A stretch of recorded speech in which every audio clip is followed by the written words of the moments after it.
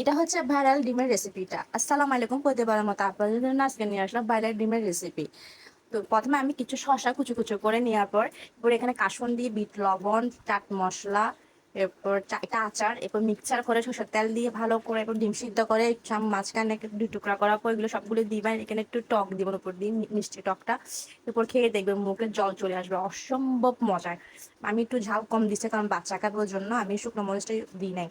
তো অসম্ভব মজা দেখে আবার তার মধ্যে আম্মু আসছে। আম্মু ভিডিওর সামনে আসতে চায় না, তা আমি একটু চুরি করে একটু করে ভিডিও করছি। যখন দরজা দিয়ে আম্মু দেখে ফেলছে, চট করে ক্যামেরা নিয়ে চালাই ফেলছি। এরপরে দেখেন আম্মু আমার জন্য কি কি নিয়ে আসে। আজকে আপনাদের সাথে এটা আমি সরাসরি খুলে দেখাবো কি কি আনছে। তো দেখতে পাচ্ছি এখানে কিছু চিকেন ফ্রাই, আমার বাচ্চা খুব ফেভারিট। এরপর দেখতে পাবো বিস্কিট, এরপর পপকর্ন, আর চকলেট।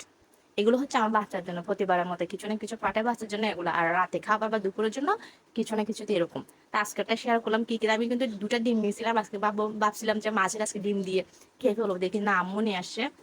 এমনি কিন্তু মা বুঝে যায় আমি যে ডিম দিয়ে যেদিন ভাত খাসি না আম্মু স্পেশাল কিছু নিয়ে আসে। তো দেখতে পাচ্ছি চিকেন ফ্রাই, সেই স্বাদ। আম্মু হাতে রান্না বলতে একদম ইয়াম্মি। আম্মু যেহেতু খাবার নিয়ে আসে এই জন্য প্রায় সময় রান্না আমি করি না, তাই আমি অলওয়েজ খুব চিলে থাকি। সবাই দোয়া করবেন। আসসালামু আলাইকুম।